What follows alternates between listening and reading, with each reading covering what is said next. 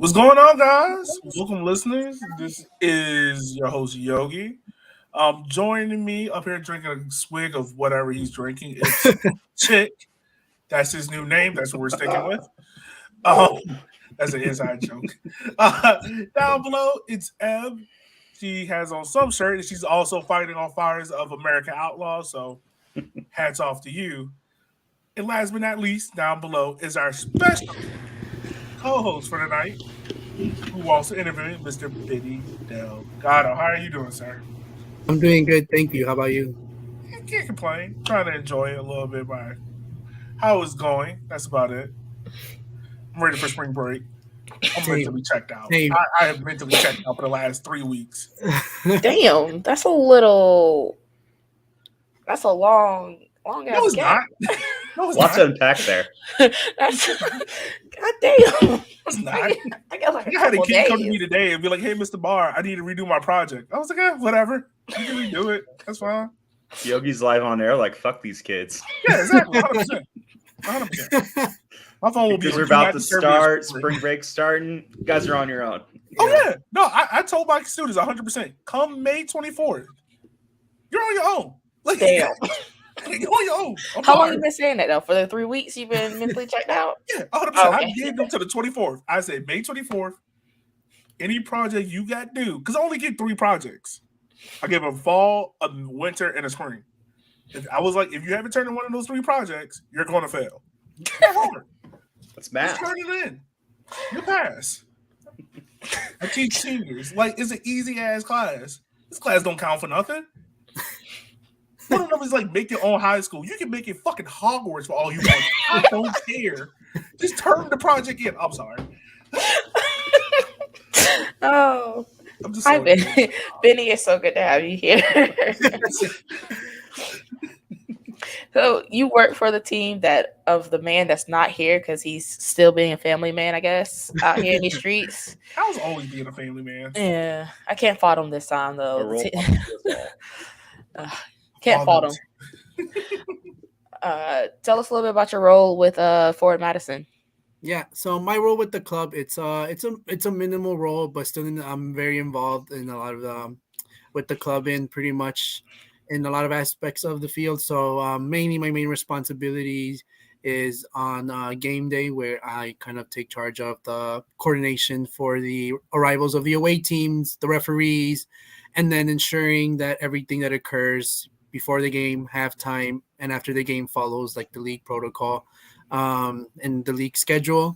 And then also on top of that, I also coach the youth camps for the club, and I also do a bunch of I'll get a phone call randomly throughout the day and like, hey, do you think you can help us out with this if you can? And then I'm like, yeah, sure, I'm always down. And I'm someone that's kind of always like I've always told our owner, I always tell our owner, I'll do anything for the club, and I mean that literally. So you clean the toilets. No one cleans the toilets at Bruce Stevens. No, I don't clean the toilets. Yeah. I just gotta ask these questions. Hold on. This man came on here. He said, "I have a small part," and then named running half the club. So This is becoming a running theme in League One. Like they got like 9 jobs. Benny got 40. What is with this, man? Next, I he'll be mean- telling us he sells the T-shirts outside the gate before the game starts. Probably so. this man said, "I have a small part. I coordinate everything about the players and game day that you could ever imagine." And then I also run the front office. Pretty much everything No. that happens through me. Yeah. I pretty much run the club. It does in the case of I for sure have gotten into it with a few coaches and players for not coming out of the locker rooms on time, because ultimately the ones that have to pay the fine would be for Madison. Oh, I gotta hear about this. Who's been the latest team to come out on the field? Oh man, I don't know if I want to kind of give any bad You're not giving a bad review. You just being I don't honest. know. There was 2 teams who have given me where when they came back, they gave me a dirty look. And both of those games, I actually was not there. but then it was which is ironic because it was Richmond and Omaha. Yeah, Um, that's two sounds games, wins. two games. It was like when we played Richmond and Omaha, like just like back to back. Like the games were like just kind of like right, like and Bree Stevens kind of really close to each other, and so I can't remember why, but I didn't go to the first Richmond game nor the first Omaha game. And I remember with Richmond we played them like I think it was like back to back at home, and so then I was not there for the first one, and they came out like Richmond apparently came out very late. I don't know if it was that they got their warnings or not, but next thing you know, they come back and I am giving the uh giving the times and telling everyone for when warm ups and stuff like that. And then I just started getting shade thrown, just like, are you actually gonna give us the times this time? And then or whatever. And then I was just kind of there, like I was not here last. I was not here last time, so I have no idea what you're talking about.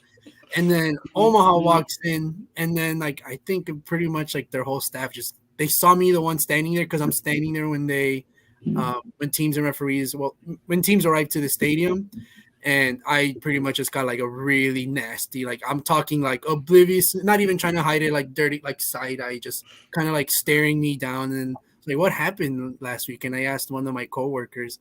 They're like, oh yeah, last week when they were here or 2 weeks ago, they came out really late and they got a fine, so they're probably really pissed. And I was like, oh well, that was not me. That sounds like Richmond shade. Sounds like Richmond. God damn. So I want to back up a little bit. Like, how did you get into soccer? Like, what is your whole background into it? So I pretty much kind of been watching and playing soccer my whole life. I'm surrounded by, my dad was a big soccer guy when I was a kid growing up, and so was his brother, who's my godfather, as well as my other uncles. Back in the day, they used to always kind of have like little like soccer watch parties, or I mean boxing watch parties too. And so when I was like a little kid, I just saw all the grown men in the living room, having adult beverages and very passionate about soccer games. And I was like, oh, that's pretty cool. When I was a kid, and I have like baby pictures of me walking with like a full kit. That's all I wanted to wear when I was from the ages of like 3 to 7 years old. It didn't matter if it was like a big gathering, family gathering, birthday party. I think I even wore it to someone's baptism. I went full kit, and that's all I was gonna wear. If not, I threw a fit. If my parents didn't let me wear my soccer jersey or my full kit. So I gotta ask, what kit were you rocking? I was always wearing a Pumas kit from Liga MX. Yeah. Okay. Yeah, it was. I have like a couple pictures like when I was a baby. I might have to find them somewhere, but and it's like me just in full kit, kind of just you can just kind of tell by the movement in my legs that I had just barely learned how to walk.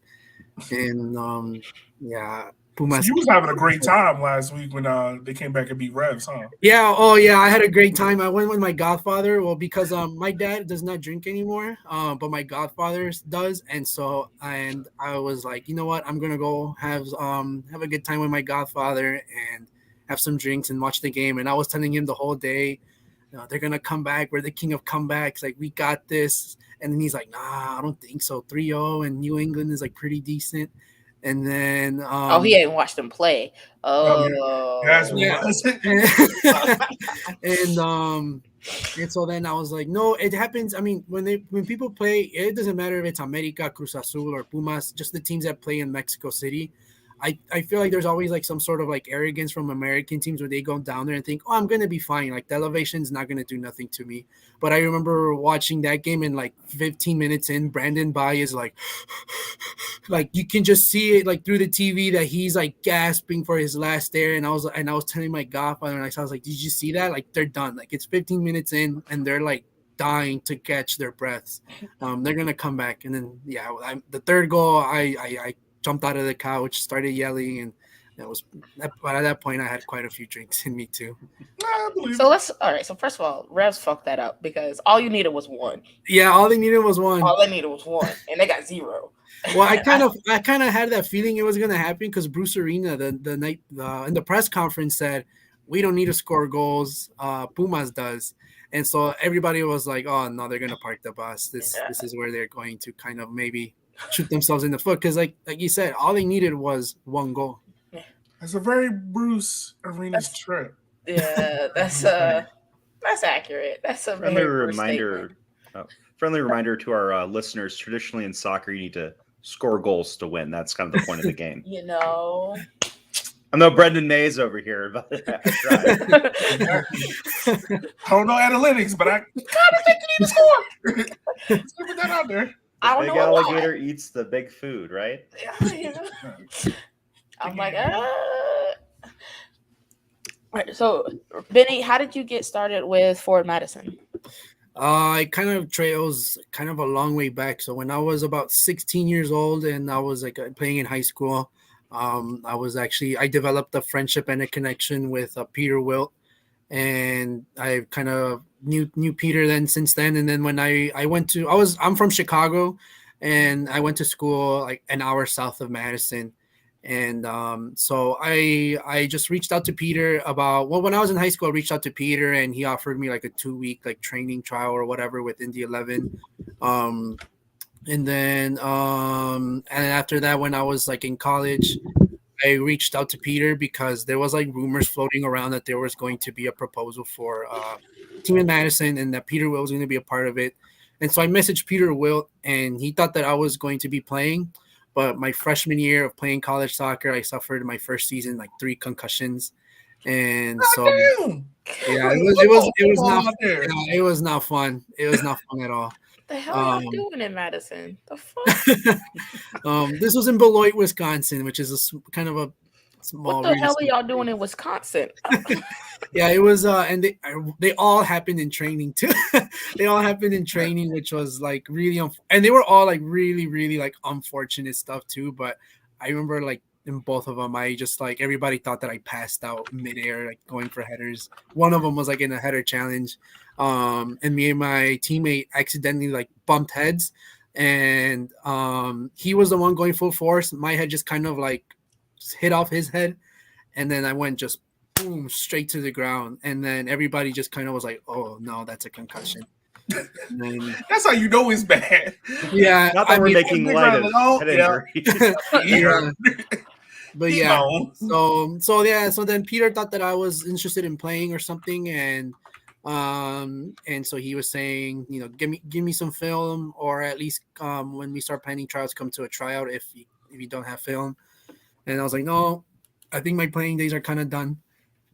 And so excuse me, he offered me to be an intern and to kind of assist him when we were like the name, you know, the project had just been announced. Like we didn't even have a name yet, which is the scarf that's right here. This is like one of the original scarves, and it's just Madison Pro Soccer from when you know, it was just kind of like there's going to be a pro soccer team coming to Madison. And so I helped Peter out with doing some like giveaways randomly around like downtown Madison, hiding scarves around the city, and you know, as like giveaways, and just like he would post things on Instagram to give hints as to like where they were.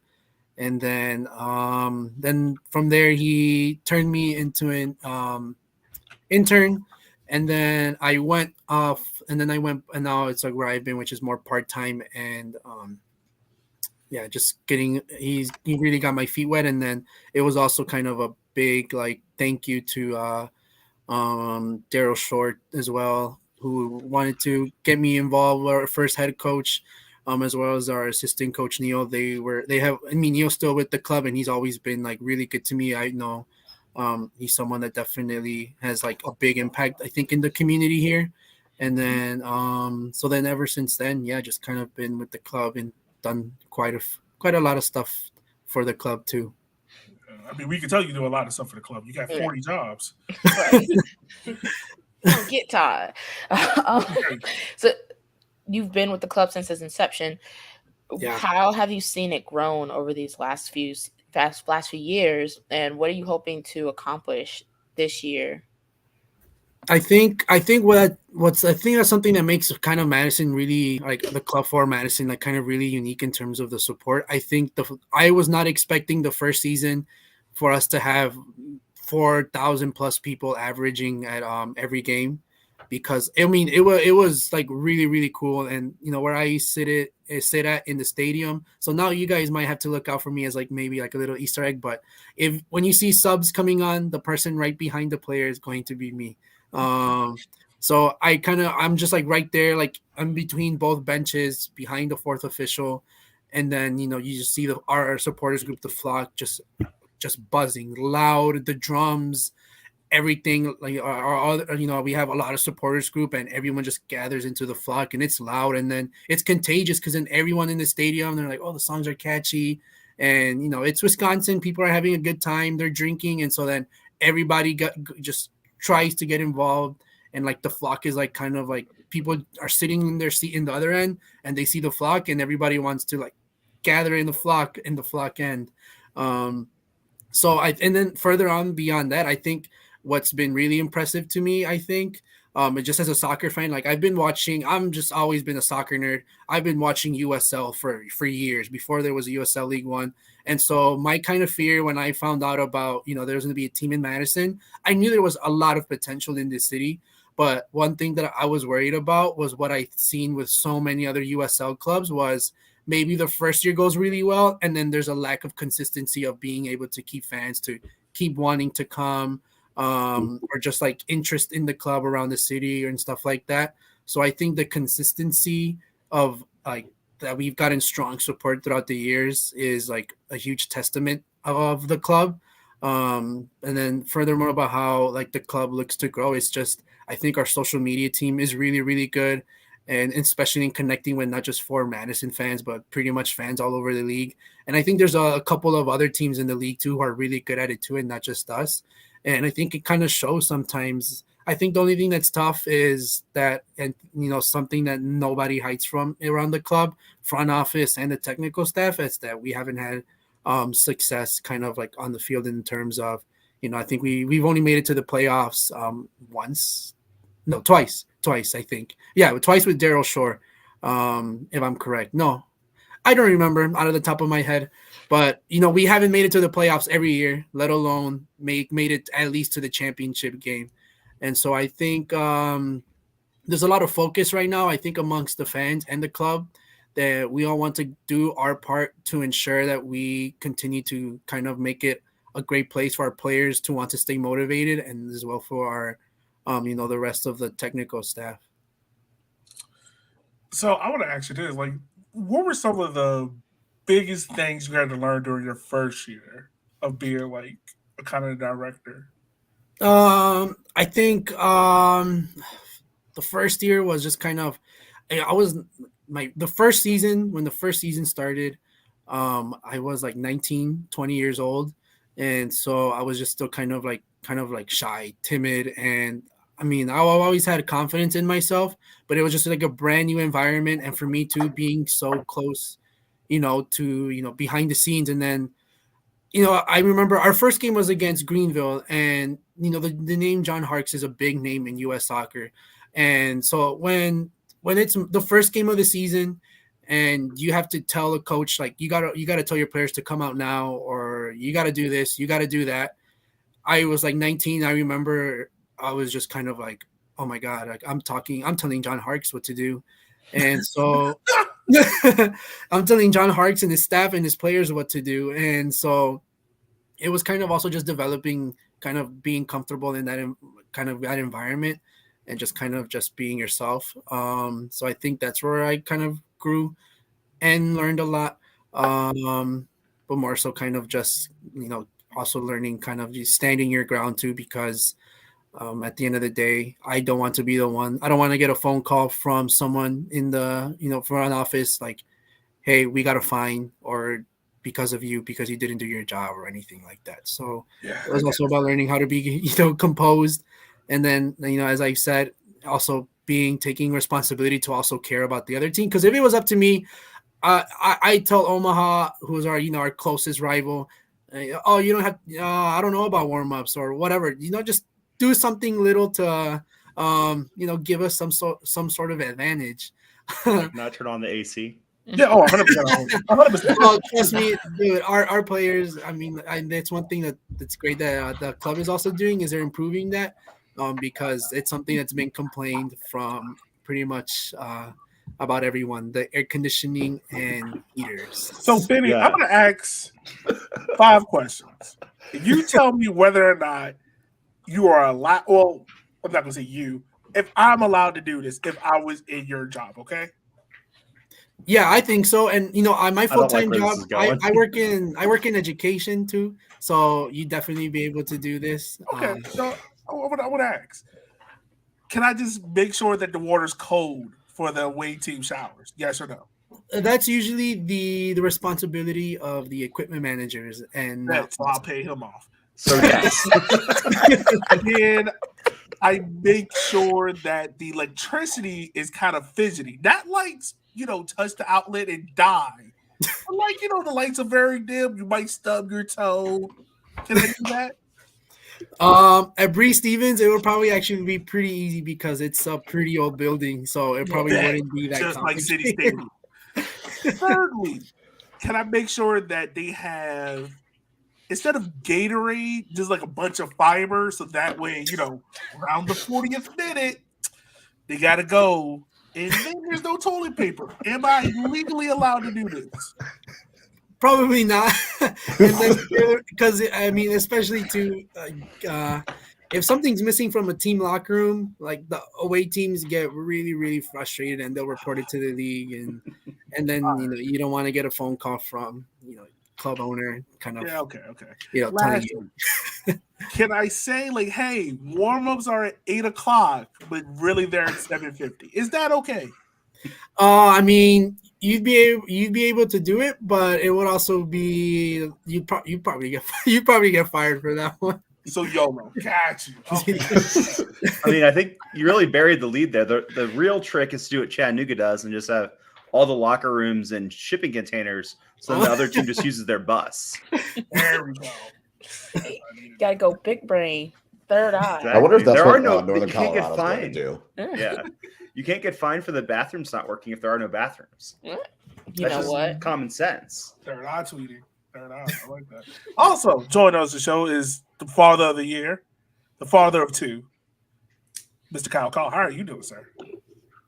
Oh, God. It is. You just sound Having depressing. toddlers. You try fighting a toddler. Try fighting a toddler with bedtime. It's one of the biggest struggles anyone can face. I told you, just shove them with melatonin and call it a day. A little whiskey on the lips, right? A lot of whiskey.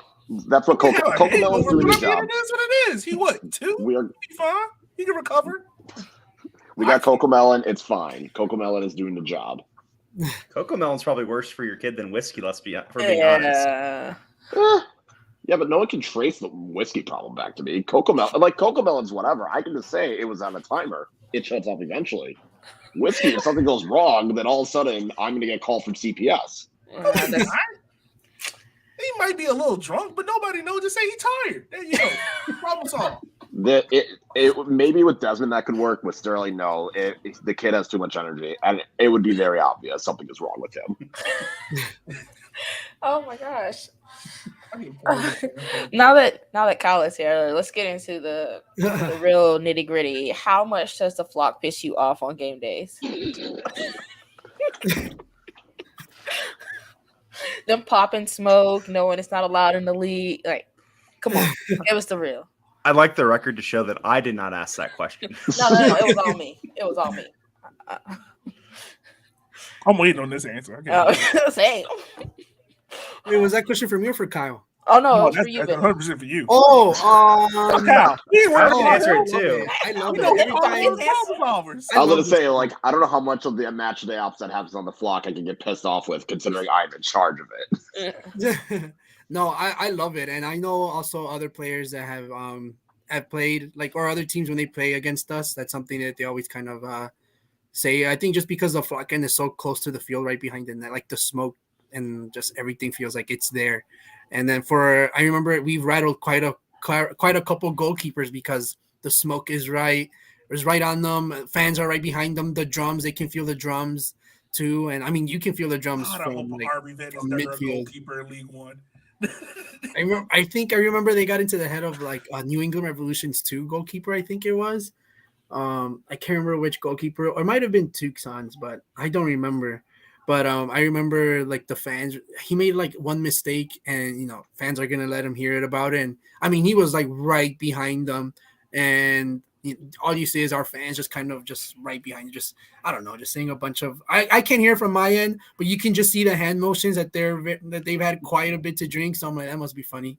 And then and I remember he made it like a mistake, like kind of like right away, kind of like shanked I think like he shanked like a clearance or something. I don't remember truly, but I just remember after he did it the second time, I think he even messed up like 3 times on back passes, and he got he can just tell he was uncomfortable and just waiting for that first half to end so that he can go to the other side where it might be a little bit less rowdy.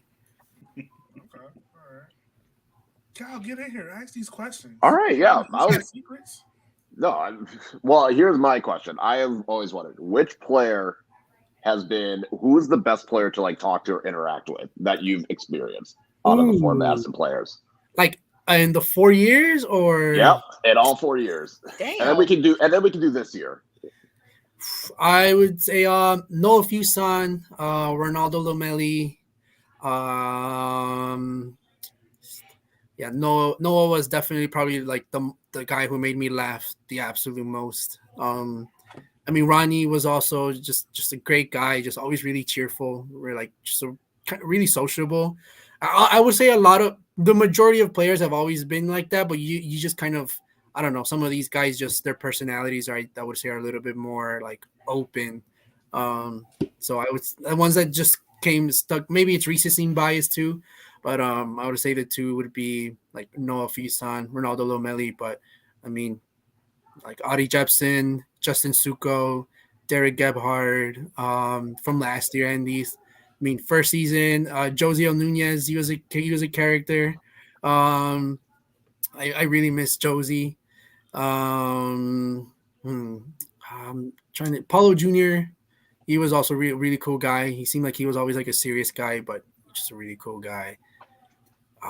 Man. Yeah, probably that's probably all I got us. Yeah, I think that's it.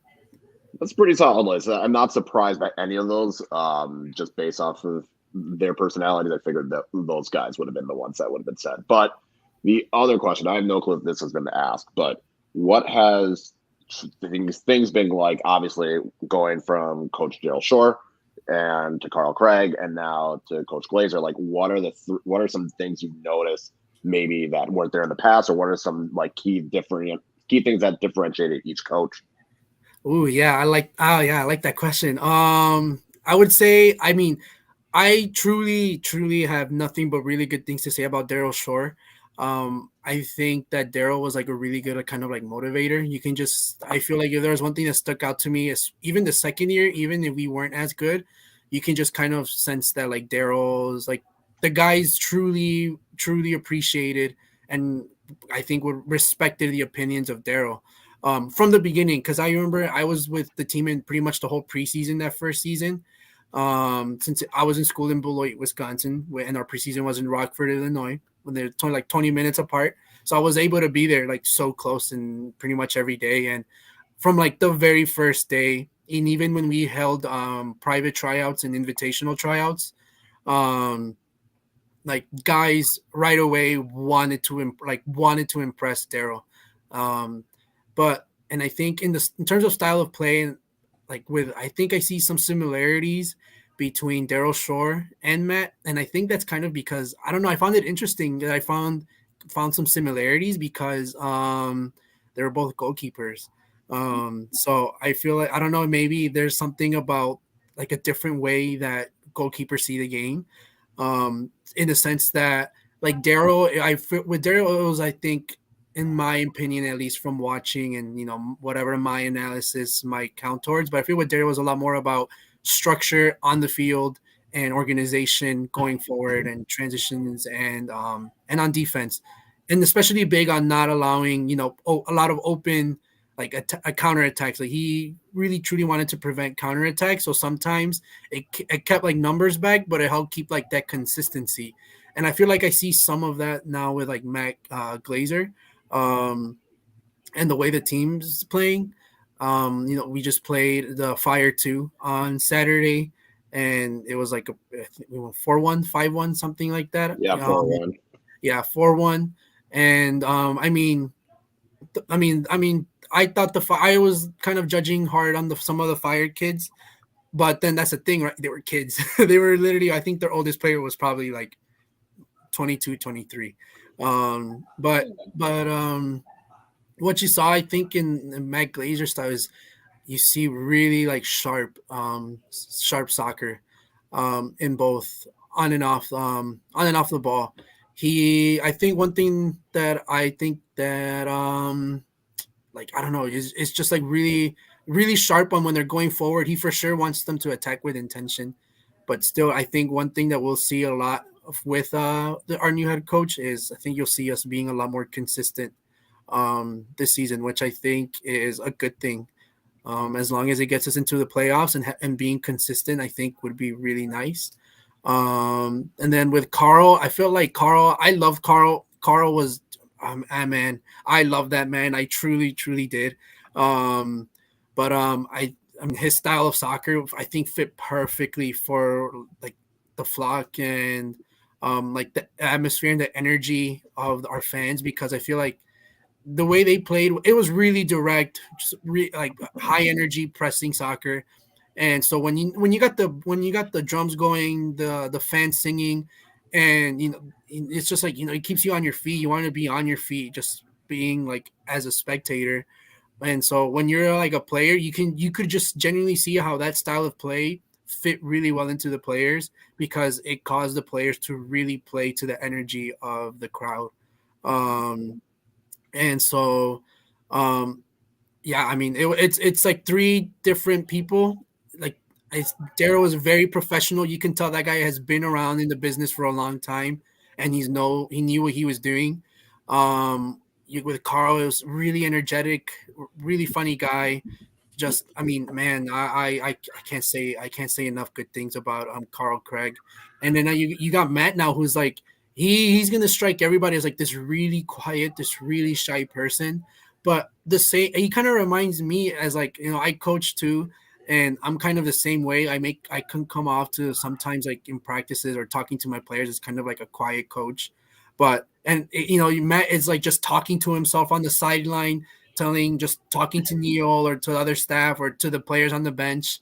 Which is what I would do a lot. If you see something that someone messed up or you see some things that got him mad, he'll just turn around and just like, why didn't he do this? Or he should have done that. Or I'm tired of these fucking flicks. It was just like, that beard makes him looks very aggressively pissed off a lot of the time. oh yeah. And that's the thing though. That's where I see some similarities between Daryl and like Matt, is that you just get that vibe that they know what they want in every single little detail of the game. So it's a three really different, I think, coaches, but I honestly have nothing but really good things to say about not just like the head coaches that we have, but also all the technical staff that have come through in the last 4 years. Some already off doing like bigger and better things, and I mean, it's not surprising. It has never been surprising to any players I've played, front office staff, former staff, and even the fans too. It's not surprising that that there's a lot of great people that we hire for our players. Okay. So I want to ask you this: what team has gave you the weirdest request about something? This was something that was asked to me in a different podcast, and it's always the most interesting teams, the most interesting characters have been from the Liga MX clubs, or the Mexican clubs have come, because they were both second division teams, but they were both very, very, very interesting, though really, really cool guys. Okay. What about with Hertha Berlin? Like, how are their requests? Because I feel like Hertha Berlin went from playing in this giant stadium in Berlin, and then they come over to America. They're playing in Minnesota, which is still like higher end, and then they come to Madison. Like, I feel like it was definitely a shift for them. So what was? And I know there was like the big storm, like confusion on if the game was going to even get played. So what were their requests like? Was there anything that was odd or specific for them? No, I think the only thing that just maybe came off as like I mean, when they walked in, I mean, I'm there at the stadium like 2-3 hours before like kickoff, so literally just I'm just there really early, and You just there doing one of your 50 jobs. getting He's things making the ready popcorn. or waiting to pick up refs in the parking lot or whatever, and then or inspecting the field before the refs get there, or just to warn them beforehand about something that we might have to fix. But I remember they walked in and it was just like, oh shit, they don't fuck around at all. That was like a really really surreal like experience. Like every single person from Hertha Berlin, from the owners to the bus driver to the trainers to the team doctor, you can just like sense that they're like big time. Like their body language, the way they talked, everything was like business and like the most professional I think I have ever been close to seeing, like in terms of how much professionalism there is from top to bottom. I've not seen a club come in that has come anywhere close to that. The Germans are known for not being very serious. So that's a little surprising too. It was, and then I mean, and then on the field, as soon as they took the field, I couldn't. It was just like really, man. It was really dope. Like you always see it on TV, but it's so different when you're watching it in person and you see how just like crazy good even like a low end player is on those type of teams. I remember like their third string center defensive mid was playing, and we were getting pressed. We did a pass back to Ryan Coulter, who was in goal, and Ryan just cleared it. And their player, it's like an MLB really experienced outfielder. It's right off the bat, they turn around and they go to the spot. So this guy sees like the clearance of the ball, turns around, starts sprinting, and then like in the last like I'm talking like the ball was just about to come over his head. He like peers over to see if it was actually coming, and like on the full sprint, like he just sprinted probably like 40-45 yards. His back behind the ball in the air just takes like the cleanest, crisp touch I've ever seen in my life. And yeah, the stadium, everyone in the stadium was even like you heard a little ooh. And I mean that was like their third string like center defensive mid, kind of just more like a squad player. And I mean it was just the same thing for like everybody. They were nuts. It was pretty nuts, and they're not even like one of the top teams. So I'm just like, can you imagine? Yeah, you can tell. I'm about to get relegated. Yeah, it's like, can you imagine what like a Borussia Dortmund or a Bayern Munich looks like up close in person? So Then I had a question for you, Benny. You mentioned being a Pumas fan earlier. What was it like growing up in that type of like with that type of soccer? Like it's different. Yeah. Oh yeah, it's super different. I mean, if it's I mean, members in my family, I mean, my godfather's a Cruz Azul fan. A few of my uncles are Chivas fans. How y'all not fighting every week? What? Oh yeah, I mean, we see a family gathering and it's or a birthday party, and it's like if it's perfect timing when they just played each other, or even if they're not playing each other, we always like get growing up always gave each other shit. Just America lost, America sucks. And then my brother watches soccer very neutrally. He's never really fallen for a club, and he just knows the clubs that I absolutely hate the most. There's two teams that I hate the most, and they're Club America and Liverpool. And so then my brother always gives me shit about like Pumas and or America. If America wins, he'll text me and say about a player, and he'll just say like he's a god, America is the best or whatever, just to piss me off. Oh, that sounds like Union Omaha fans. yeah, it sounds like a great brother, honestly. Like when you're down at your lowest point, just like rubbing your nose in it. Yeah. Great brother, man.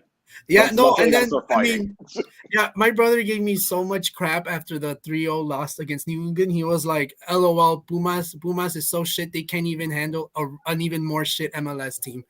And He's not Hey, see, at wrong. that point, we got to fight. yeah, At that point, I just actually, hey, what's your frustration, big fella? What you trying to do? He's not wrong though. Like he knew. See, that's that third eye thing we were talking about. He knew how shit they were. yeah, and then And then after Pumas comes back, he texts me and he texted me. He always texts caps, LOL. He said, LOL. Pumas had to go to a PK shootout against a really shit MLS team. Their ass. But it's like, but they still won. I only know one. Yeah, and I'm like, I don't care who won. He's Yeah. yelling. Why? Why are you yelling? And they love to do it because I genuinely get pissed. I'm like, no, what are you talking about? Like, we're better or whatever. And I just I fall for the bait every single time. That's why they keep doing it. So Yeah, I'm gonna keep doing it. It's like Sounds Kyle like when it someone comes else to we Union know. Omaha fans. It's that one tweet that's gonna piss Kyle off. I just the same one every time.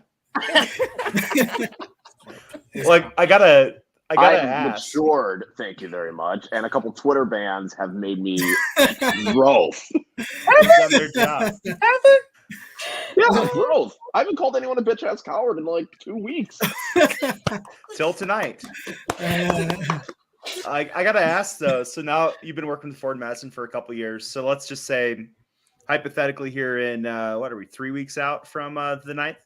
When Omaha waxes Madison 4-0 in front of a 4,200 person crowd, is your brother texting you and saying, "LOL, Yeah. you look like ass"? That Owl team, Yup. though, pretty Yup. cool.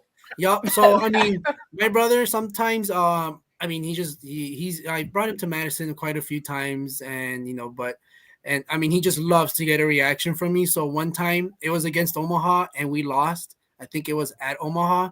Or no, it was when I was at the game when Connor Tobin scored that like game tying header.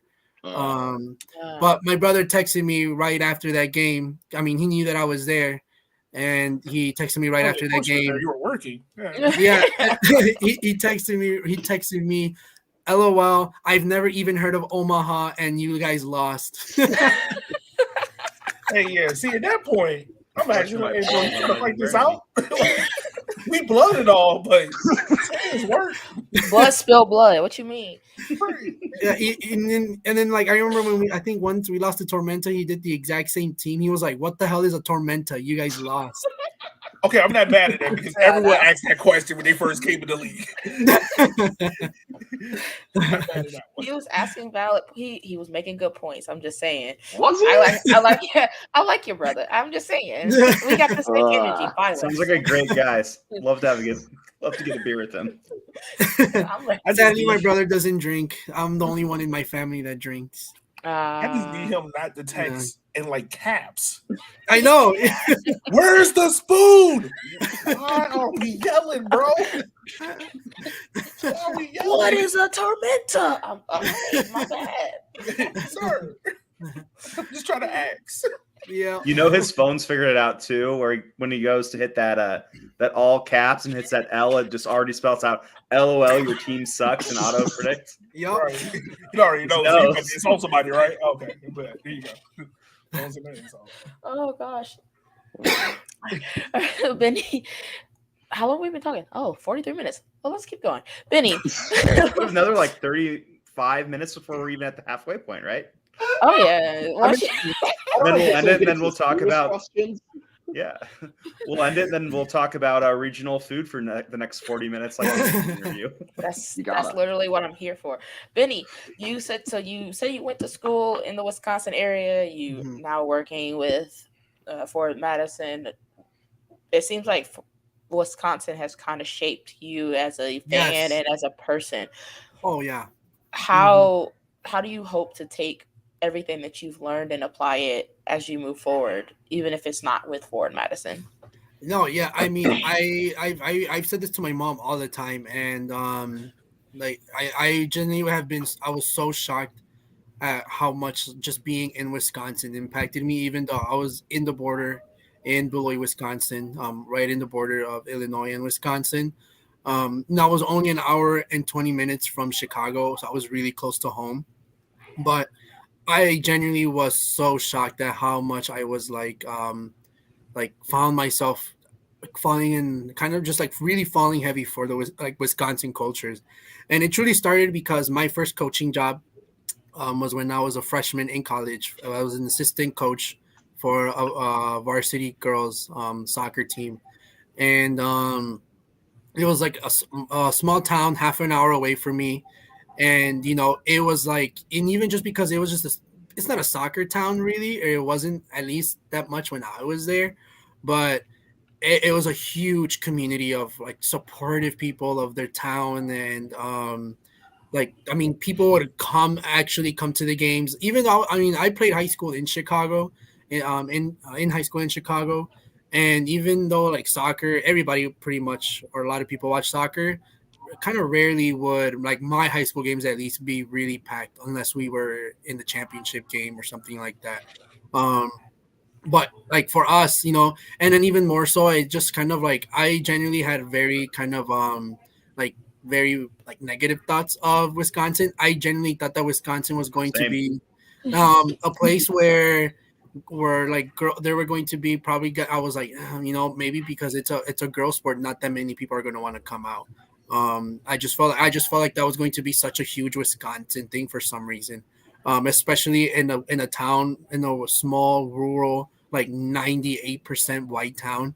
I just kind of started, and I would say I was definitely being like prejudiced towards it, but it blew me away at like in Chicago. I never really felt like I experienced Midwestern niceness until I got to Beloit, Wisconsin, Evansville, Wisconsin, Madison, Wisconsin.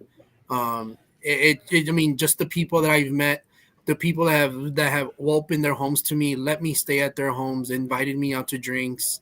I mean, I was just genuinely blown away by it, and so it's changed me as a person like incredibly much.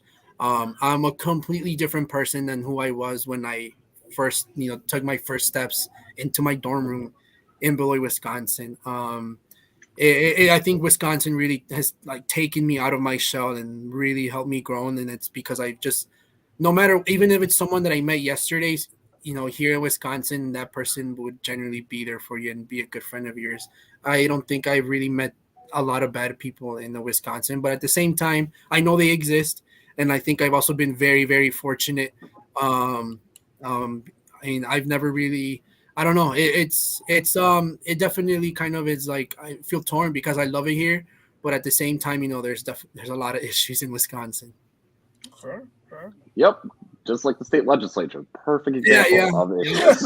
There you go. There's example one. We can go all day with that, but yeah, we we're could not gonna definitely, do that. I could definitely go all day.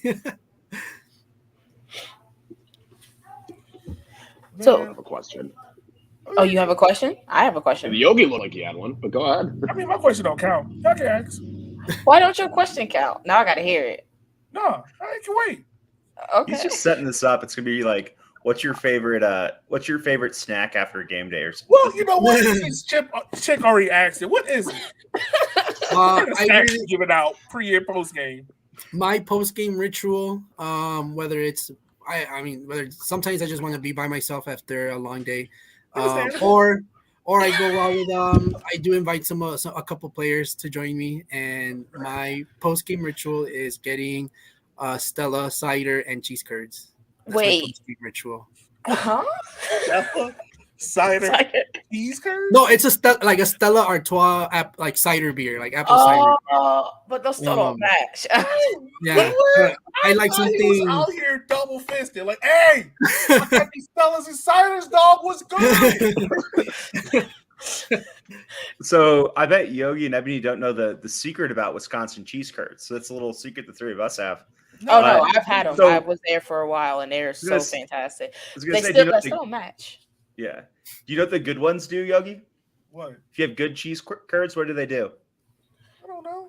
Oh. They squeak when you they squeak when you eat them. Oh what? What the No. fuck is a cheese? Okay, the non-deep fried. Oh, yeah. Whoa. That's something my mother-in-law taught me. It's really weird, like a weird sensation when you do it.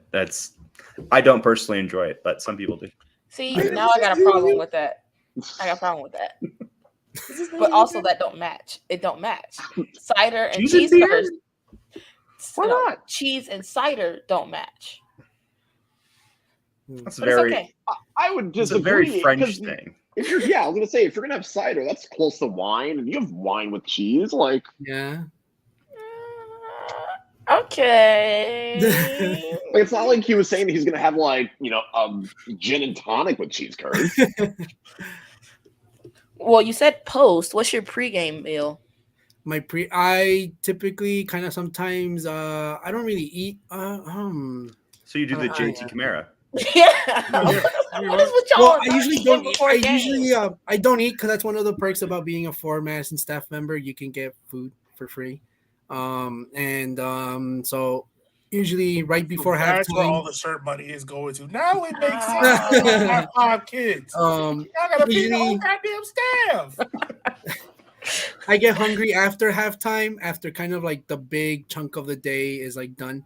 After the referees walk out and the players walk out and they're about to start kickoff, and after the lines kind of clear out from the halftime traffic, I go get myself like I don't know, just like some Gatorade and like a pizza or a burger or a hot dog or I don't know whatever I'm in the mood for a certain day. So it's not as ridiculous as Jimmy Oblatos. All right, he has still got the most. He's still the king. I don't know. JT Camara's is almost weirder than that. I'm just gonna go out here on an empty stomach and just like be the best young player in the league. Yeah, without even like a juice box and orange slice in my stomach. You will never understand how much that pissed me off when I heard that. I can attest to it. I looked at this man like, you did what? Well, I know the league has all discovered the Footy Scran account, and they all seem to be interested in making it on Footy Scran, which certain teams in certain Midwest states may be making it on in the bad way. No names, but their colors are probably black and white. What item have you had at a Forward Madison game or seen at a Forward Madison game that you think is worthy of the title Scran? Man, I wish I could tell you, but I don't really I generally don't know what's on the food menu besides I bet you don't. You get it for free. Well, because I need it. The thing is that as much as I'd want to grab my feast and eat it at my seat in midfield behind the fourth official, as much as I want to be feasting there, I definitely couldn't. I wish I could. So if I do bring something to eat with me to the seat there, it'll have to be something quick, because if not, it will be really unprofessional. If I know for sure Neil, our assistant coach, and if it's Neil, it's going to be every coach in the league. If they come over to me and give me a sub card, and I'm feasting on whatever is really good or on the food menu, so I always get something quick, because that's something that's come as a learning experience. Just being here in my role is that things can happen extremely spontaneously. So it's always kind of, you don't really have a lot of time to kind of go socialize or munch on food. You got to be on your toes and be ready for anything to happen. Oh, so you better. I don't even know what would be on there, because I honestly don't know what half the food. It's kind of the same thing. Like most of the time, if I am grabbing food, it's like a burger or a brat, and I'm on my way. Yeah, I'm sure there's something. I saw you guys had like currywurst. I don't know if that's like a permanent fixture, if that was only for like the Hertha game or something. Well, and that's one exciting thing about this season. There's going to be add more. They're going to be adding a lot more food, and like I don't know, but it's apparently going to be really, really good. I know they had catfish for the Omaha game. Ooh, I did not know that. What? Wait, time out. Excuse me. Time the fuck out. Who had catfish? Forward Madison had catfish, and it happened to be after a certain incident with the Omaha team last year. Kyle, I'm blaming this personally on you as a black fan. I know that catfish had no bit of seasoning whatsoever. I was home being a family man. I had nothing to do with this. You're still personally responsible that a team in Madison, Wisconsin had fucking catfish. I'm pissed. Everybody has their one. Mine is the entire menu of Backyard Bistro. Don't get it. Next. It's trash. Don't do it. Yogi knows it's trash. Don't do it. Bro, y'all out this bitch serving dry ass catfish. Yeah, they are. I'm pissed. You can't get nobody to season the catfish. In fairness, in Wisconsin, they know their way around a fish fry. No. No. I'm pissed. I know why I'm getting blamed. I wasn't even at the stadium. I was nowhere to be found when this happened. Benny, who do I contact? Do I gotta call Peter? Like, do I need to text him? No, Instead of strongly sadly, working? Peter. Unfortunately, Peter's no longer with us anymore. Oh, Probably was. One black person complained, "Man, this dry ass cat." did he know you were gonna bring up the catfish tonight? And he was like, "Yeah, I gotta go." Like, Oh man. Yo, Benny, what's been your favorite jersey Forward Madison has worn this year? There's been a lot of them. What's been your favorite? It's probably gonna be the it was definitely the drip kit. That jersey I thought was really cool. really? And there was I wish the jersey that would have came out was the one that I remember that what I found out later on was that after the season ended, our away kit last year, the white one with the white polo and the flamingos all over it. The flock designed a different away kit, and that one would have definitely probably taken my top spot over the drip kit. Regardless, the drip kit I think for sure has been honestly probably one of my favorite jerseys I think that I've ever really seen. You didn't like the reversible? That one was really dope. Like the beach one, yeah, that one was really dope. I love that one too.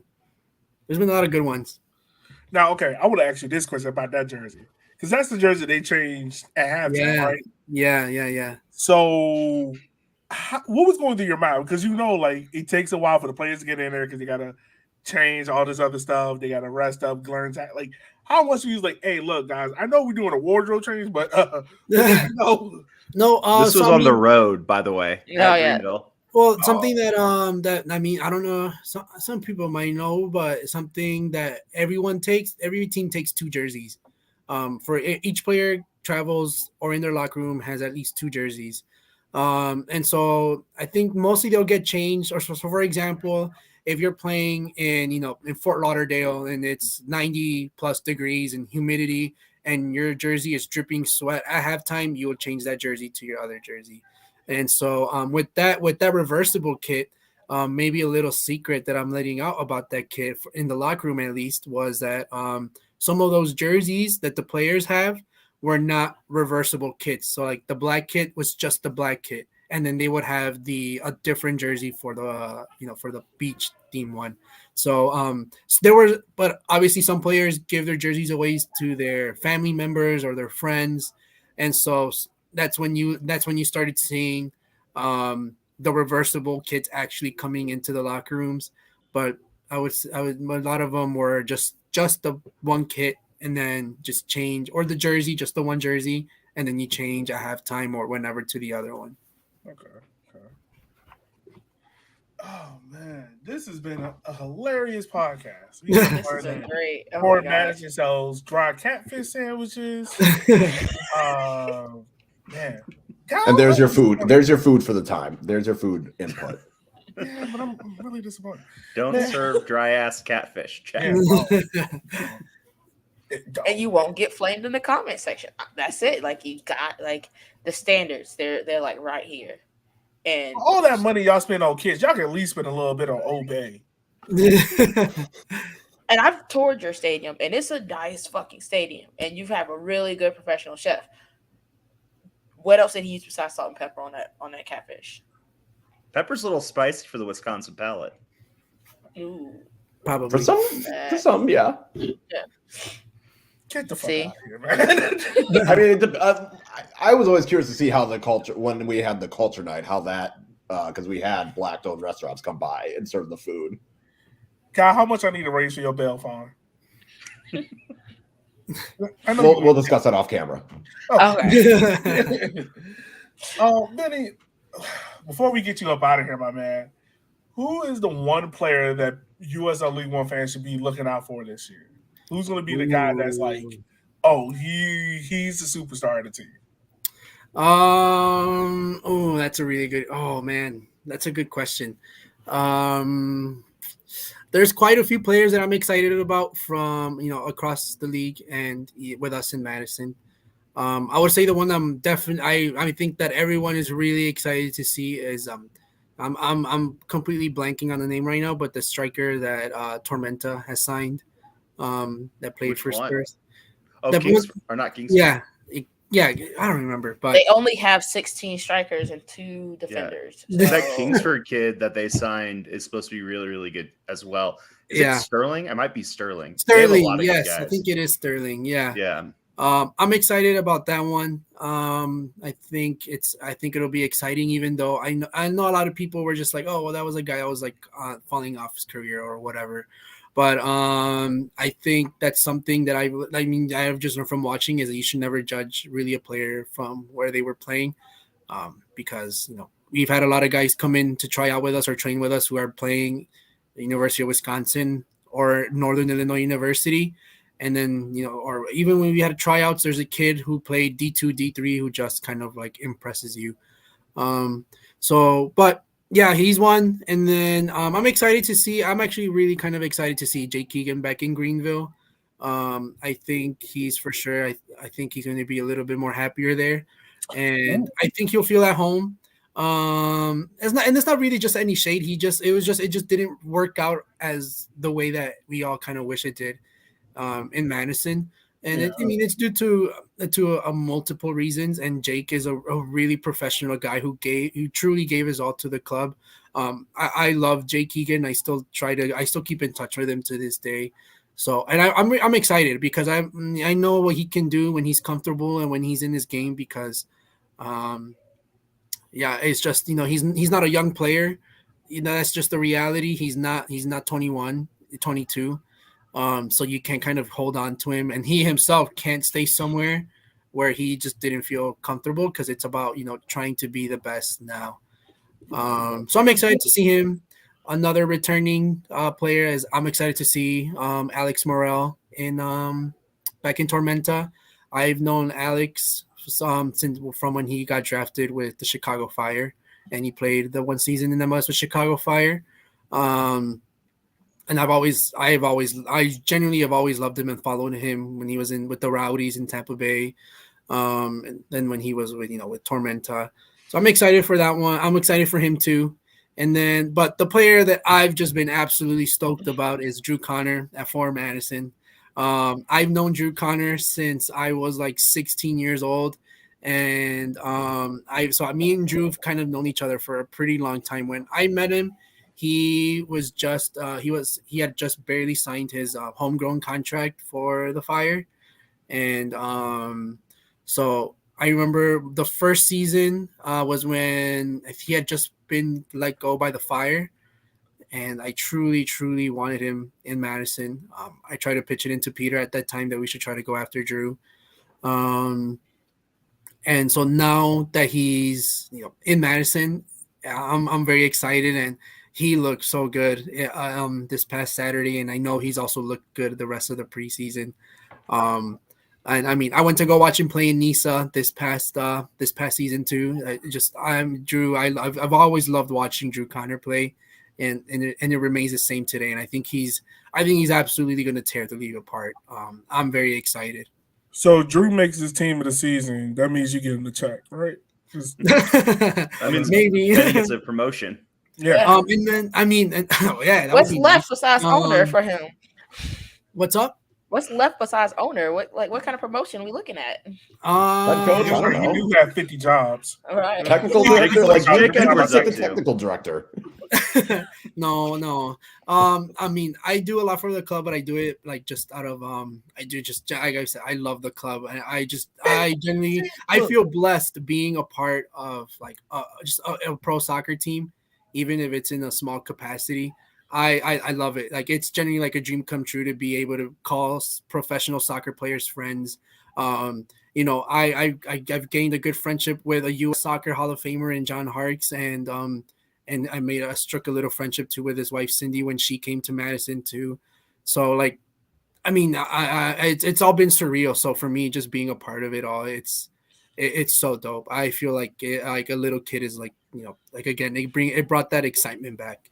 I get that, but Benny, when we do these contract negotiations, I need to lay off all 60 of them jobs. All right, can't be like, oh, I love it from my heart. No, No. All 70 of them jobs on the line. I'm underutilized, and Union Omaha called me, and they said I would only have to do 30 jobs. Right. Ball's in your court now. It's like, but I don't know. It's just it's also about me being patient. I'm only 23, so I'm trying to really get into the technical side of the game. So I'm working through my badges right now, so I'm not expecting to be named head coach tomorrow, let alone an assistant coach tomorrow. God damn. Excuse me. I'm sorry. I didn't mean. I'm not laughing at you. Man. I'm laughing at every reaction when you said how old you was. And she was like, "Bro, I'm old. Like what?" Someone didn't read the pre-show notes with that Madison 365 article. Man, he said, "Fuck them notes." I have never prepared for a show, Chip. I don't know what you want from me. Yeah, that is true. That is on you. If you expected that, that's on you. I will say, reading that, you've done a lot to be only 23. God damn. God damn. I will say, reading that Madison 365 article, which is really great. I posted it on Twitter yesterday. I found when I was writing some of the notes, I thought it was a typo. I was like, "There's no way this guy's 23. He's all over the place. There's like everything under the sun. That's got to be just transposed." And then they're like the dates matched up, and I was like, "I gotta look." And it's like, "Yeah, kid's 23. Damn." But I think that's really shows like how impressive your path was from, going from trying to be a pro soccer player with Indy 11. And then when you had your head injuries, going and finding a different path to be a part of the game that you loved and thriving in it, which I think is a really, really cool story. Yeah, I just always wanted to be a part of the game somehow. Just somehow, I've always loved being a part of it, no matter what it was going to be. I just can't believe at 23 you're doing this, and at 23 I was still just having peanut butter and jelly sandwiches and ramen for dinner. Man, 23, I was at the YMCA, like, trying not to get fired. Fuck, I don't even know where I was at 23. Oh. What? I don't know why. That was like, am I supposed to say what I was doing at 23 now? Single camera? I was working a soulless corporate job. That's what I was doing at 23. There you go. Shit, I don't even know what I was doing at 23. All right, so we've had some interesting scores so far in the Open Cup. I am just going to quickly jump in there. Oh, yeah, I'm watching that. I literally have that right behind me. I have it. So Cleveland and Chicago. For Cleveland? Because he's giving me Cleveland just tied it. They just, Yeah, by the 90th. Yeah, like 88th, I think it was. Like, what? Okay, now I gotta watch this now. God damn. And then Clarkstown Eagles against Westchester United. They're tied at 2-2, 94th minute. The Villages is winning 5-0 against the Orlando Wolves. So shout out to Villages. Right. Their golf carts there. Oyster Bay is winning 3-0 against Hartford City. That's in the 77th minute. And then Southern States against Georgia Revolution started. That's in the 6th minute. And then Denton Diablos against Defeaters Kicks 1-1 at the 31st minute. All right, so what game are you watching right now, Benny? Sorry. Westchester United just scored. Oh, shit. I'm watching. Literally as I refresh the page. Yeah, the winner of this game is who we host for our game of the Open Cup. So, which game? I'm sorry. Cleveland and Chicago FC United, or United FC. Please get the fat goalkeeper from Cleveland. Dog, I'm serious, yo. Like, you know how they do, like, oh, he's the... Like, I swear, I think this man has, like, a whole backstory. I'm probably making this up. Oh, man. I feel like everyone has a backstory, Yogi. Have you guys ever seen the, the New Amsterdam FC owner who topped in on goal for New Amsterdam in Nisa to give himself his pro debut? And yes. Yes. Yeah, that was. I thought we were talking about pizza for a minute. I was like, oh, no. There goes another 30 minutes of my life on this podcast. Yeah, that was the first sign that some shit was fucked up over New Amsterdam. Yeah, he's 100% the villain of U.S. soccer that I love. If anything, he's a folk hero. He did what every other person that owns a team has thought about doing. Hell, I thought about doing it.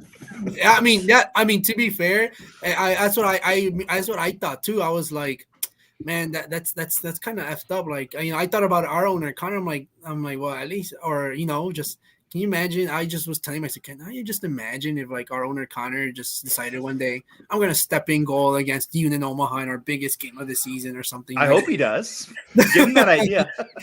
And but at the same time, right? If he wanted to, and he had the power to do so, and if I was in his shoes, I'd probably do the same thing. But I'd given myself only like 5 minutes because that's probably how much I'd be able to play now. But I think he put himself like a whole half or something like that. Wait. You're 23 and you will only give yourself 5 minutes? Oh yeah, I have. I mean, I did not run. I used to run a lot, and then the pandemic hit, and then oh no, I was not running. If you only doing 5 minutes of this shit, I got 2 minutes. One sprint, I got one full field sprint. Like, see, I play right back, and so if I go up, if I'm overlapping, and then I got to sprint all the way back. After that sprint, I'm done. I am done. It's not gonna happen. See, that's why I play far back center back. I was a damn near goalkeeper playing center back. You want me to go how far? Nah, I'm gonna stay right here. Left back. The goalkeeper about to be friends, buddy. No, I'll play a 6, and that way, y'all are attacking. Okay, cool. I'll stay back here just in case. I'll be a sweeper. Though that's the position I wish I was good enough to play like as a 6. I play Sunday leagues now, like recreational leagues. And I'm like, yeah, play me up top or play me in the 6 or play me the 10. I don't know why now that I'm older, I really love playing there. You can't say older and be 23, sir. Right. Like, all of us are 30 and have back pain. Well, I don't know. It was just when I was like 18, I was like on the right wing. I was just able to run up and down all day long. And so that's what I was used to. You probably won't eat them before games and scoring 3 goals a game. First of all, I'm 28. I am 28. You are 30, okay? Don't fuck with me. Everything over 27 is 30 in my eyes now. Fuck out of here with that. I am 30, so we know that.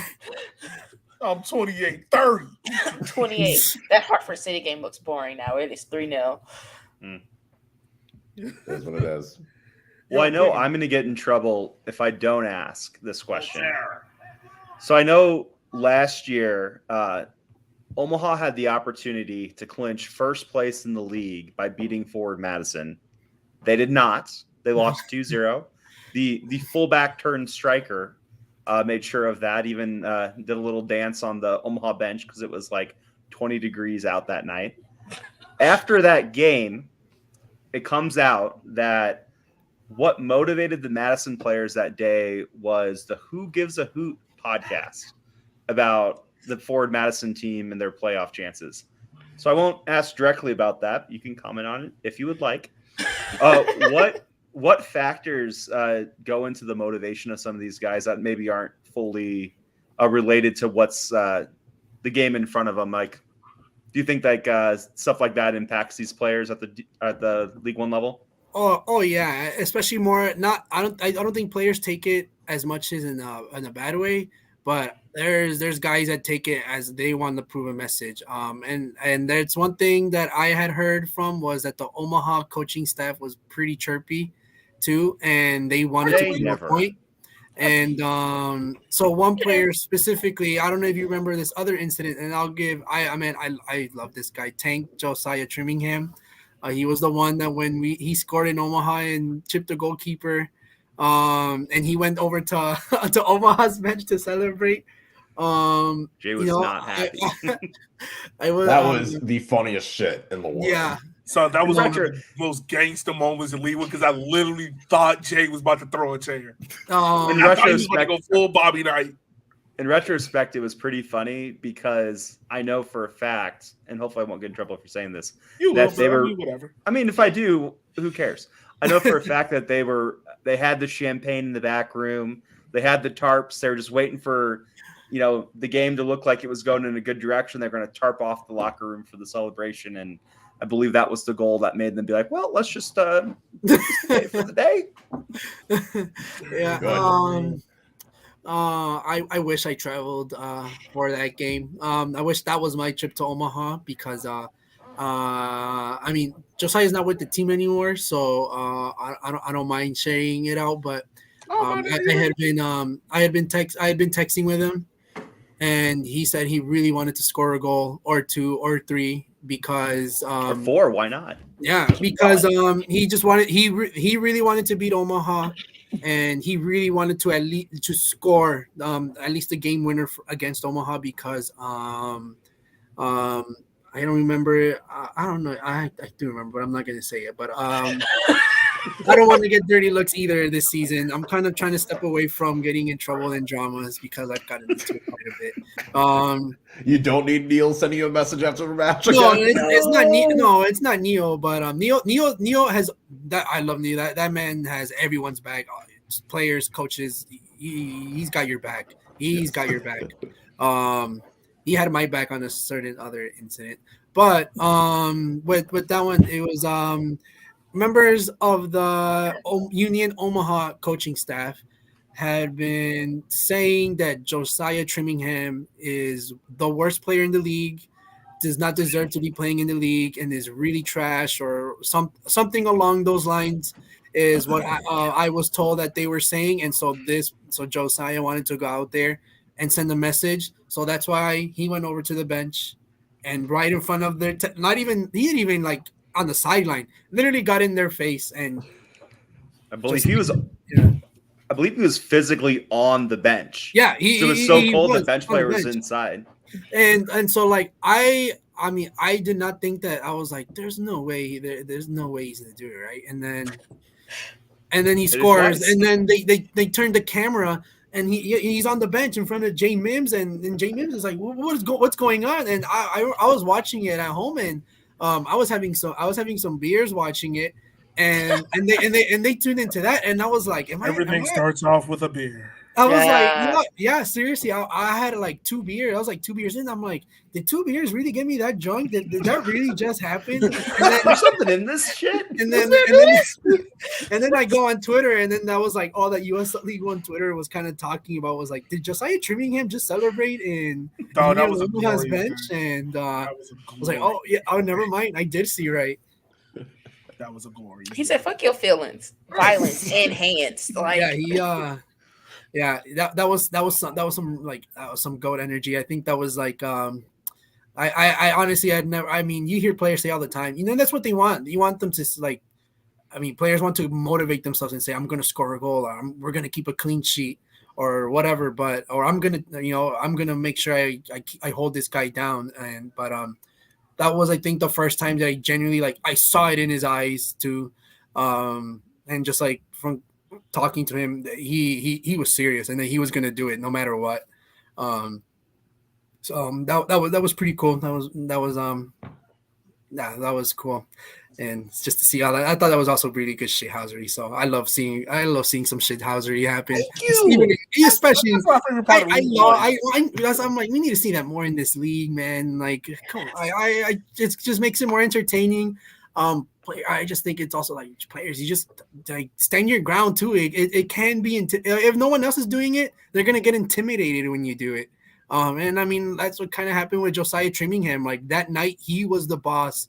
Like he was like his I don't know, the way he was composing himself that night after scoring the second goal was just like, he was feeling it. And I feel like, and then I think counter-reactive to that was you saw the Omaha players just kind of say like, well, we're not clinching tonight, I guess. Every team needs a shithouser. Yeah, you really do. Yeah. Kind of happens. I love it. Yeah. Who's that team this year though? Who's that team that's just gonna wreck shit in this league? Is Tormenta still in this league? 100% though. We're not shithousing. It's gonna be Hailstorm, but Yeah, I could see that happening. Yeah, actually, I think it's Chattanooga. That's what I was gonna say. I think that's who I was going to be leaning more toward Chattanooga. From having observed Jimmy from the sidelines and like really close, like he's good. Like he's good at what he does. And I mean, I don't know. He's definitely a coach that's left a really big impression on me just from seeing him. His breakfast choice will get him put on a list one of these days. So that's for sure. Oh. I don't want to think about that. What rivalry means more to the players, Richmond or Omaha? I think. I'm just gonna lie. I ain't gonna lie. It seems like it's Omaha because that's the one that like pissed off to another level. I think Omaha is the one that's had the most drama. But I mean, the first season for sure, the players wanted to win the Henny Derby. They 100% wanted to win it because they thought it was something that they could do for the fans. For me, yeah, not the fans. We were all doing I just it for want you to know, Kyle. Kyle. We won the first game, and that's the most important game ever. No, we won it the first year. I don't give a shit about the first That's game. Why you won it the first year? Who won the first game? But who won the next two? Doesn't matter. No, it does. No, Went on the road. We were dog shit. Y'all were in the playoffs, and we still made it to the playoffs. Doesn't matter. I keep forgetting how dog shit Richmond was that first year. Oh, we were bad. I won on the final, won the third and final one. Take the Derby trophy home. Yeah, and made the playoff. No, I think it matters. I don't think that first game meant shit. What's it's a nice participation award. That first year. Oh, I'm sorry. No, go ahead. Yeah. That first year with Richmond, it was like I genuinely, honestly, really liked that team and that staff, even though they were not, on the table, they were not that good. Everyone for did. Sure. We just all knew we were dog shit. Like but I mean, collectible losers that everyone was like, oh, I love them. Like another player that I've known, that I've known Joe Gallardo since he's my age. So, and I've known him since I was like 14, 15. Like we just connected through Instagram when we were like young.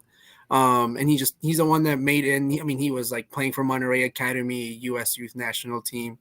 So I was really hyped to see him play because I always knew that he had the talent. The talent's always been there. I just never knew what it was that it didn't click with, like Orlando City B, Orlando City. And it is Orlando City B. Yeah, exactly. So, and it was when they were in the championship too. So if USL League One was a shit show with them, I remember the championship was too. What a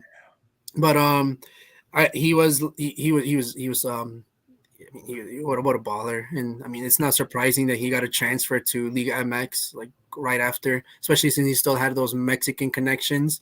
But a really special moment that I will never forget was with David Bullo after the first time they came to Madison. So I remember I think we creamed them like 4-0 or something like that. It was a big win for us. I don't remember, but no, I remember they were pissed. They were very pissed. But I mean, almost all the players left for Madison. The stadium was completely empty.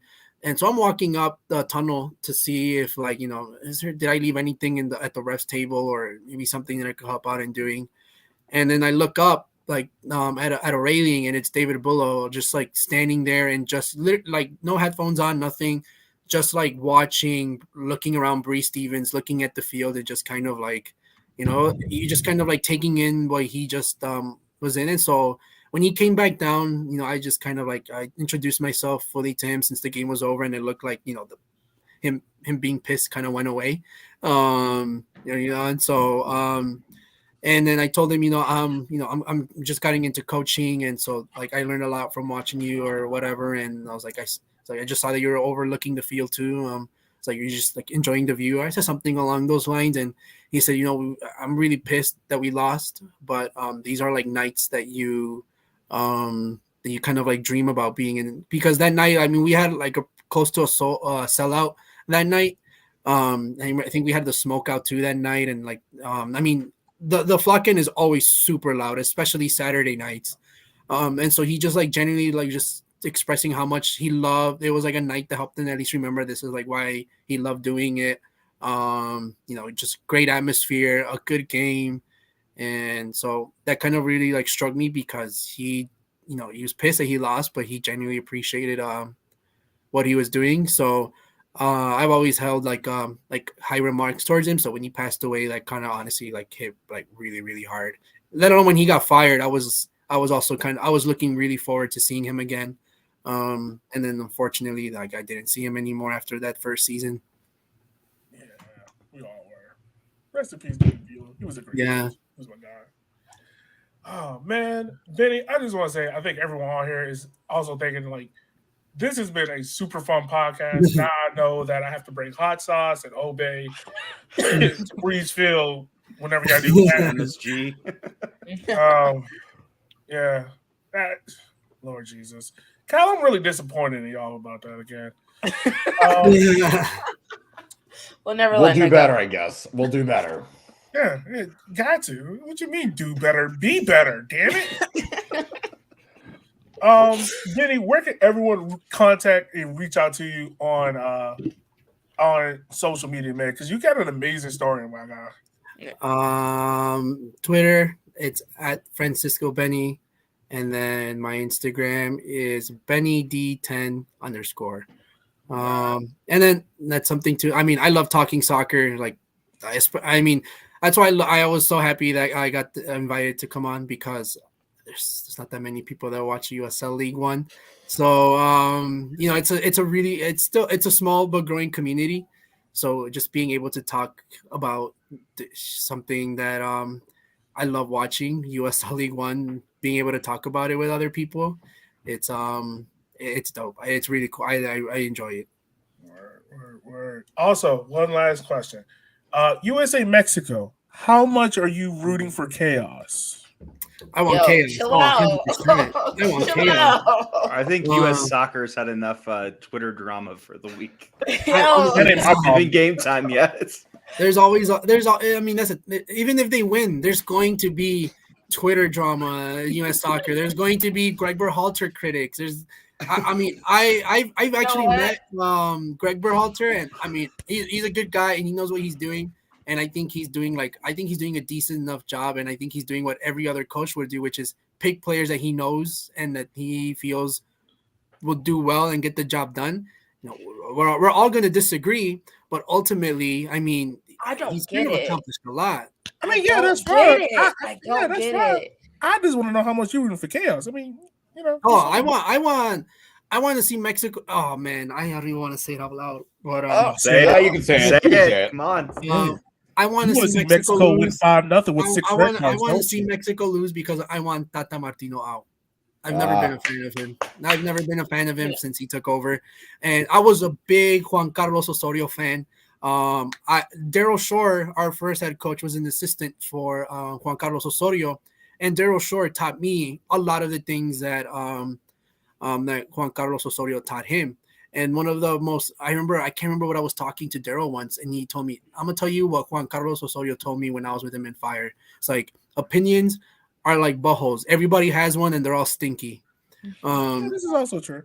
And, but yeah, I mean, there's going to be Twitter U.S. soccer drama. I mean, it's going to be there regardless if the U.S. wins or not. The U.S. can win the World Cup, and someone's going to complain about how, I don't know, Tyler Adams was playing right back, even if they won the World Cup. He's not wrong. He's not wrong. I don't get the Greg hate. Like, I think I was talking to you about it, Yogi, and you said to me, he was like he didn't. It wasn't his fault he got the job the way he did, and I was like, I mean, true, but also we're second in the group heading into the final games. But like the thing I told you about that, the reason why people are upset about Greg getting the job is because they fail to realize that's how they got their job. That went over a lot of people's heads. I know. You get that on the car ride home. There's that third eye. I never even got Tata out. Like, I've been Tata out since the day he stepped in. I'm so serious. I need to find the receipts too, because I have some of my friends ask me what I thought about it. I'm like, this is going to be a terrible hire. It's going to be the same pattern that he's had with Barcelona and Argentina and before that, where he's going to start and everyone's going to rave about how it's this beautiful one-touch passing, triangle soccer, high pressing, possessing the ball and dominating. I was like, and it's in every single place that he's been, everyone has been able to adjust, learn, and adapt to how to beat him, and he never changes anything. And you see it now. He calls the exact same guys who are letting them down. He does not go to Liga MX games. He doesn't want to call some guys that are in form in Europe just because those are the guys that he studied when he first arrived, and that got him on a high stock when he first arrived. So to him, he's getting paid bank. So he just doesn't care. He's not Mexican. He's never coached in Liga MX. The closest thing he's ever done to being in Liga MX is coaching Atlanta United. That's the closest I think he's ever had anything to do. Damn. I'm being serious. I mean, no, And I get so, it. Like, you're yeah, right. Like, yeah. that triangle only works so much until you have to play the triangle out of the back, and then you're literally going midfield, defender, back to your keeper, back to defender. Yeah, but you can't do that in CONCACAF. No, It's like CONCACAF is pure chaos. The thing is that it's fine if you want to bring if that's his style, kind of like that Barcelona style, but it's like in CONCACAF you have to penetrate, you have to go forward, you have to make it messy. That's the only way. I mean, that's why you see teams like Honduras, Guatemala, Nicaragua, some really small nations like Haiti, like putting up a game because they're just making it difficult for you, whether it comes from natural like I mean, I don't want to play in 100 degrees in Guatemala with like 90% humidity, but I also don't want to play below zero, freezing, getting hypothermia in Minneapolis, Minnesota. But I mean, that's the thing. It's in CONCACAF, you have to make it messy, and you have to like kind of like capitalize on what you got. And for some teams, it's the conditions of where they play at. I mean, you got so like I guess let's go into it. So like for Mexico, I remember watching the USA Mexico game in Cincinnati, and it was a lot of the same thing where you were holding possession, which was cool. That's something you've always done, but there was no connection between the lines. Normally, a Mexico team will figure that out quick. It has not been there this entire cycle. Like Canada's figured it out. USA's figured it out. Yep. Like these teams that are getting results, 1-1 draws, 0-0 draws. It's like, how are you not taking that and like applying it to doing something else? Yep. And it's just not happening. I'm like, you haven't called in Chicharito. You're not calling in Vela because they play in MLS. No. He's got beef. He's got hella beef. I'm like, these are some of your best players. Like, they are in form. Yeah. Vela is putting balls on heads at like a dime, and you're not calling him in because of some beef from 4 years ago or whatever the fuck it is. I'm like, yo. I want to see Vela versus McKinney any day of the week. I won't see it obviously for this game because he A, doesn't call in Vela, and B, McKinney's hurt. But I want to see that because that is the type of form and the type of vibes we need for a game. I was just in LA too, so I got to see. I went to a LAFC and Galaxy game, and I mean Chicharito. He's looking good. He's looking good. Vela is always he's just classy on the ball. Yeah, I think he's one of the classiest players I think I've ever seen. It just kind of sucks that he sees soccer more as just his job rather than I want to be passionate. I mean, he's really good. I think he's capping, but I mean that's a different conversation. By the way, red card for Motown FC. They had a goal disallowed in extra time, and they are now down a man. Ooh. And it's the 114th minute. Who does the winner of that game play? That's a really good question. I don't know. It was the most interesting of all the games that were being played right now. I mean, hey. No, I'm really excited to see my defeaters kicks is getting pretty interesting. It's 3-2 at halftime. Oh, whoa. Okay. I'm really excited to see. So tomorrow I'm going to Des Moines to watch Des Moines versus Minneapolis City. Winner gets Omaha. Yo, that's the game everyone has been talking about. That game is going to be good. Because I'm going. Buzz. I'm very excited for that game. I'm really good friends with some of the members of the coaching staff at Minneapolis City. So I'm really excited. I want them to go to Omaha and pull the shocker in Omaha. Don't say that. Pull the Florida Soccer Soldiers. Yeah. Do it. Benny, I never got to. I'm sorry. I'm going to keep asking questions. Benny, you talked about your Forward Madison, your favorite Forward Madison kit, but we all know that soccer now has gone beyond the game, and it is all about the drip. It is all about the style. It is about what you like. You gotta look your best, 100%. What is your favorite kit outside of Forward Madison that you own?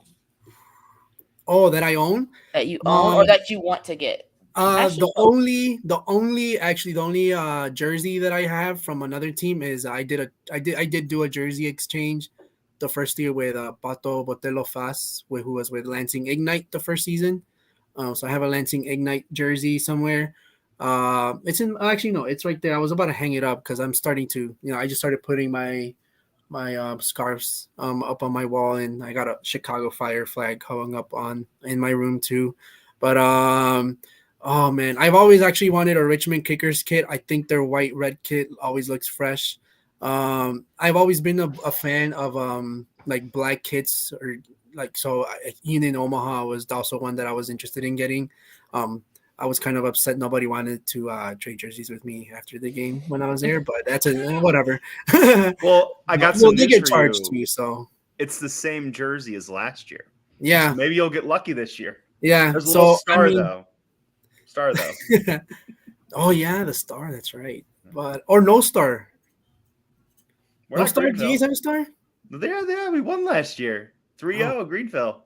Oh shit. So fun That's fact, we are the only team left in USL 1 that's ever won a USL 1 championship game. Yeah, that is true. Yeah, I guess. I mean, Yeah. technically, yeah, that makes That's sense. the best Yeah, type of no. right. Technically, it's correct, and that's technically is correct, and that's the best kind of I correct. remember what I remember from that game was that was when Devin Boyce hit that banger on that volley, right? Yeah, that goal was insane. That goal was nuts. That goal was nuts. I was watching it with my dad. It was so disappointing. Man, it was so disappointing because I was really like, "Oh, this game about to be tight." Yeah, me too. Like 10 minutes, I was like, "Oh, this is trash." Don't worry. I got some good notes written down for when the Greenville fans are inevitably in our comments on Thursday talking about the sand on the field or something. I got some stuff prepared for that one because they just didn't even show up that game. Okay, that's my one criticism towards Union Omaha. I think they got to find a way to just play where Creighton University plays at their soccer stadium. That stadium is dope. Stadium is definitely a stadium that I want to go to. I'm not really a big fan of college sports. So the fact that I want to go to a soccer game that's not a University of Wisconsin Madison soccer game, they're doing something very specific. Well, they're doing I mean, I go here because it's like 10 minutes from where I live to get to where they play it, and their games are free. But Creighton University, like, they get a crowd. I have a really good coaching friend who just became it was his first season as an assistant coach there at Creighton, and man, he was sending me videos and stuff like that of like the student crowds and stuff, and then when Omaha played their game there too, that was like, I'm like, they just got to play every game there. That was so dope. I'd be going to Omaha a lot more if they play there, because when I went to the baseball stadium, I had a really good time. And I remember scenic views of soybean fields. Quite a few of Omaha fans bought me some adult beverages that on the record I did not drink during the game, or like when I was sitting with the crowd, but yeah, it was I mean, it was cool and fun, but it was fireworks night too, so that was pretty cool.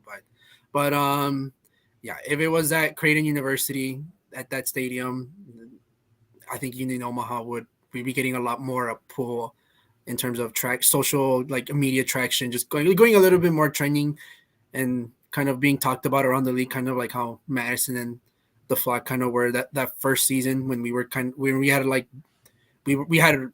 a higher average attendance than most teams in the championship. So I think if Omaha played there, y'all would not let that shit die. I will never forget that. No, it was dope. That's something that everybody loves. Everybody loved it. That people went, and people were loud at the games too. So it wasn't just like people watching and just eating a hot dog and then left at halftime. It was people just singing and on their feet for like 90 minutes or as close as they could. Cleveland just took the lead. Sorry. Oh yeah, I saw that. So, question: do you know a player named Jesus Perez? He played for forward. Chino Perez. Yeah, it's Chino. Yeah, he's playing for Chicago FC right now. Okay, Because it's weird, like you see like guys that used to play Elite One are now playing at this level, and they're like world beaters. Hilarious. Well, the thing is that some of these teams, even though they're not like professionally sanctioned, some of these teams do pay some players just because they get big bank if they like the club does if they make it far into their whether it's MPSL, UPSL, or especially the Open Cup. I mean, they'll get a nice. That's what they're there. They get those type of guys that have pro experience to help get the club somewhere. Yeah, that's crazy. That's crazy. Fun fact: so Creighton for the state high school soccer finals, they regularly get crowds of 7,000 plus for the state finals. For a high school game. Wow. Yeah, so there's South, which is a high school with a lot of Hispanic families and South Sudanese families, and then the other best program in the state is Creighton Prep, which I'm sure you can imagine the type of people like go to a school called Creighton Prep. They always meet in the finals. The U versus Notre Dame situation is what I'm hearing. But it's super cool because they formed this like really fun rivalry where they'll sit together mixed in the crowd. They always take a nice photo after the game. They tailgate together or before and after the game, and it's really cool because it's Notre Dame. Okay, no, it's super cool. Catholic versus criminal, Kyle. Stop. I didn't say which ones were the criminal. Damn. One of them was Catholic. We all know what you was alluding to. But regardless, it's super cool, and I think for sure the Catholic Prep wasn't the criminals. Some of them probably are, yeah.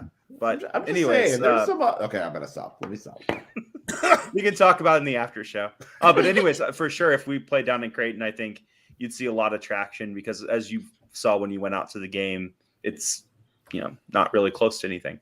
And so I think hopefully there's been going to save some for the preseason show, which is Thursday at 7 Central, by the way. But we'll talk about that in a bit. But there has been some rumors about a potential new Omaha Stadium, which would be located in and around the Creighton field or maybe a little further south. So there's some traction there, but I'll save some of that for Thursday. Looks like I'll be tuning in on Thursday. You should. It's the preseason. There you go. We're going to break down every team on Thursday. Ebony's going to have some hot takes. Cal might not be on time. Chick is going to let you know about the stadium. And Brandon might make his first ever appearance on this show. That's a surprise. I will probably not make it on time. Let's be realistic. That's what I said, Cal. I know you. Me and my hot takes? Me? I'm dead. Ebony, have you done your profile on Chattanooga yet? I have to do Chattanooga too? Bye. That's it. That's the end. Goodbye. I'm not dealing with her. Her name is clearly on blue on that list. She's going to pass her whole team. Y'all have a good night.